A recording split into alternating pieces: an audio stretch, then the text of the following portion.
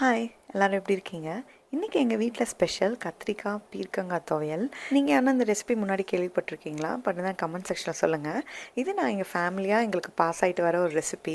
எங்கள் பாட்டி எங்கள் அம்மாவுக்கு சொல்லி கொடுத்தாங்க. எங்கள் அம்மா எனக்கு இந்த ரெசிபி சொன்னாங்க.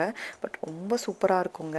எனக்கு இது கத்திரிக்காய்னா பிடிக்காது, நான் சாப்பிடவே மாட்டேன். ஆனால் எங்கள் அம்மா இந்த மாதிரி செய்யும்போது பசங்க கூட அப்படியே சாதத்தில் பிசைஞ்சிக்கிட்டு சாப்பிட்லாம், அவ்வளோ சூப்பராக இருக்கும். இதுக்கு ஒரு கடாயில் கொஞ்சமாக நல்லெண்ணெய் விட்டு நல்லெண்ணெய் சூடானதுக்கு அப்புறமா அதிலே கொஞ்சமாக மல்லி, காஞ்ச மிளகா, சீரகம், சின்ன வெங்காயம் போட்டு நல்லா ஃப்ரை பண்ணிவிட்டு கட் பண்ணி வச்சுருக்க கத்திரிக்காயும் சேர்த்துடணும். கத்திரிக்காய் கொஞ்சம் நம்ம சாட்டே பண்ணிவிட்டு அதிலே பீர்க்கங்காயும் சேர்த்துட்டு உப்பு மஞ்சத்தூள் போட்டு மூடி வச்சிடலாம். கொஞ்சம் நல்லா குக்காய் வந்துடும். அதில் கொஞ்சமாக நம்ம தண்ணி விட்டு நல்லா நம்ம கொதிக்க விடணும். தண்ணி கொஞ்சம் நல்லா நம்மளுக்கு கொதிச்சக்கப்புறமா அதில் பூண்டு புளி போட்டு மண் சட்டிக்கு மாற்றிட்டு நல்லா கடைஞ்சிடணும். எனக்கு இந்த மண் சட்டி அம்மா யூஸ் பண்ணும்போது வாங்கிட்டு வந்திருந்தாங்க.